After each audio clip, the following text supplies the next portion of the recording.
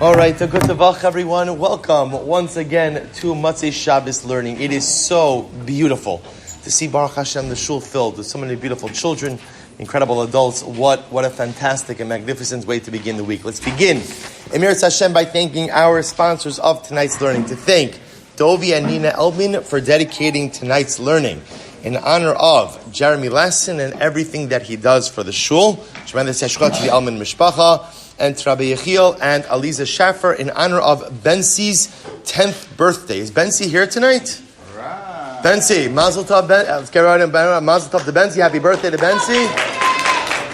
Mazel Tov. Ad Meya ve'esim shanim tovos. And Baruch Hashem also in honor of all of the children who Baruch Hashem come week after week to Motzai Shabbos learning. So, as we know, the best way to begin the new week, what's the best way to begin the new week?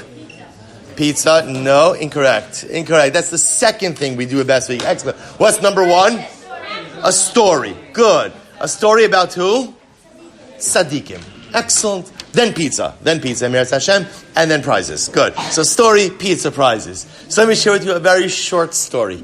There's a beautiful story that's told about the great tzaddik, the Sanzarav, the Divrei Chaim.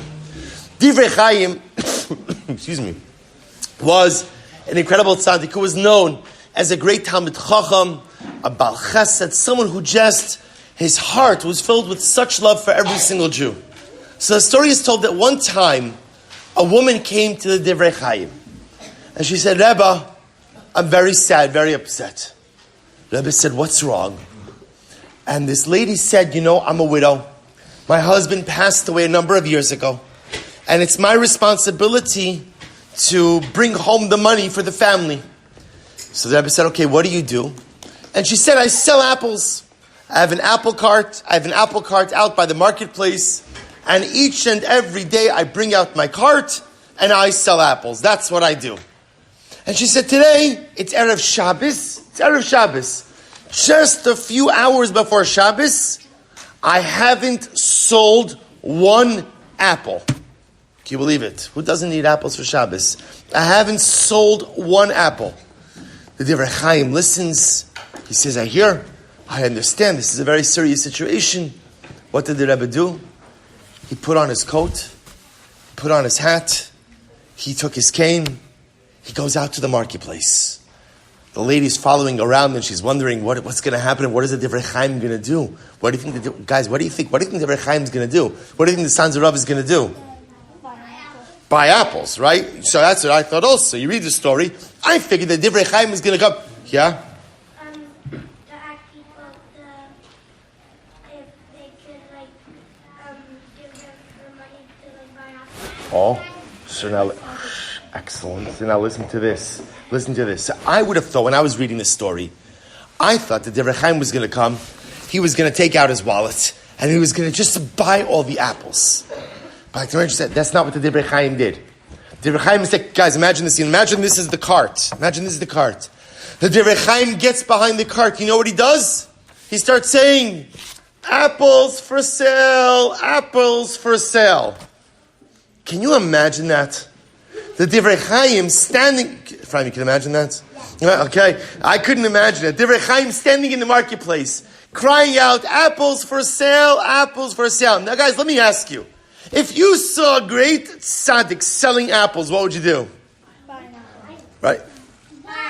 Buy apples. Right? That's it. You see a great tzaddik selling apples, you buy apples. So it's amazing. Everyone sees the Rebbe in the marketplace. He's selling apples. At first, everyone's like, what's going on over there? Divrei Chaim selling apples in the marketplace. So the first chassid comes over, Rebbe, I'd love to buy an apple.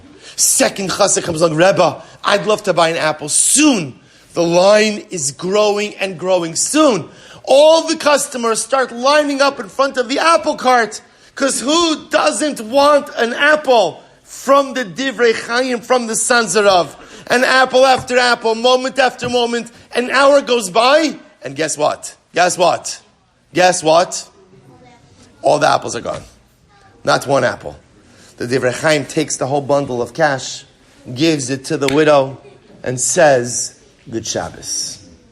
And children, there's a very important lesson to be learned from this story. All stories learn about tzaddikim are all to teach us something. You see, the Divrei Chaim, When this lady came to him, and she said, I have no money, it's almost Shabbos, what could he have done? What could he have done? He could have given her some money. Ricky's saying good. Could have just given her some money. Put some money in an envelope, give her the money, that's it. But instead, the Divrei Chaim got up, put on his coat, put on his hat, took his cane, and he went out into the marketplace. Because children, the lesson for us is, when you see something that is wrong, or you see something that is broken, or you see someone who is struggling, get up and do something.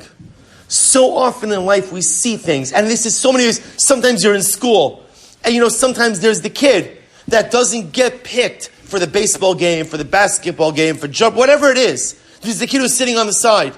And it's easy just to go ahead and look at the person, but you have to get up and you have to do something. Or you see someone who's struggling with something. Maybe there's a kid in your class who's having difficulty with his homework, or her homework, or difficulty on a test. And it's easy to say, I feel so bad for them. Don't feel bad for people. Instead, get up and do something. Just like the sons of Rav saw a problem. And he didn't just say, that's so sad. But instead, he put on his hat, put on his jacket, took his cane, and he did something. So this week, when we go into the world, whether it's in school or at home or with our friends, if we see someone in need, or we see something that is broken, or someone that is struggling, don't just say so sad, but instead, try to do something to help. A good tavach, everyone. Wishing everyone a beautiful and wonderful week. Is it time for pizza? Yeah, time for pizza. Time for pizza? Whoa. Wow, look at that. Don't get in the way. Don't get in the way of that. Whatever you do. We're training the next generation of